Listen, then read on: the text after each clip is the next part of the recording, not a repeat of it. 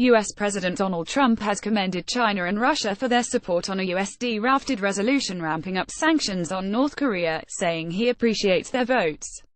The president appreciates China's and Russia's cooperation in securing passage of this resolution, read a White House statement released after the UN Security Council's unanimous passage of the sweeping measures.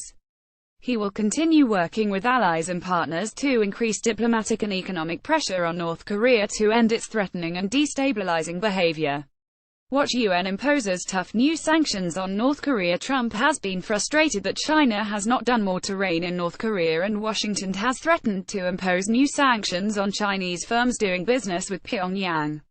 I am very disappointed in China. Our foolish past leaders have allowed them to make hundreds of billions of dollars a year in trade, yet, Donald J. Trump at Real Donald Trump July 29, 2017, they do nothing for us with North Korea, just talk. We will no longer allow this to continue. China could easily solve this problem. Donald J. Trump at Real Donald Trump July 29, 2017. China has also been upset by possible moves by the Trump administration to exert trade pressure on Beijing. Trump had earlier tweeted his support for the tough new sanctions. The United Nations Security Council just voted 150 to sanction North Korea. China and Russia voted with us. Very big financial impact, he said on Twitter. The United Nations Security Council just voted 150 to sanction North Korea. China and Russia voted with us. Very big financial impact. Donald J. Trump at Real Donald Trump August 5, 2017. The sanctions against North Korea for its escalating nuclear and missile programs include a ban on coal and other exports worth over $1 billion, a huge bite in its total exports, valued at $3 billion last year. The USD-drafted resolution, negotiated with North Korea's neighbor and ally China, is aimed at increasing economic pressure on Pyongyang to return to negotiations on its nuclear and missile programs, a point stressed by all 15 council members in speeches after the vote.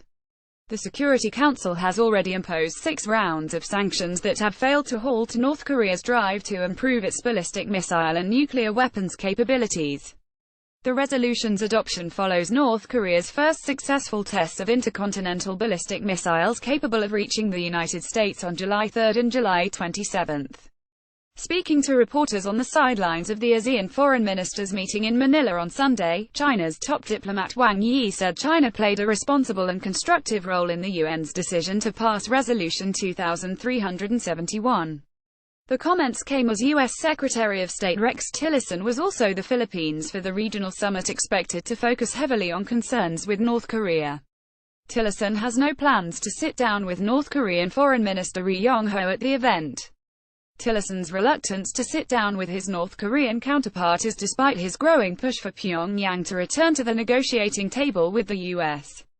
Tillerson said last week that such talks would have to be predicated on the North giving up its nuclear weapons aspirations, and that the conditions for such talks haven't yet been met by North Korea's government.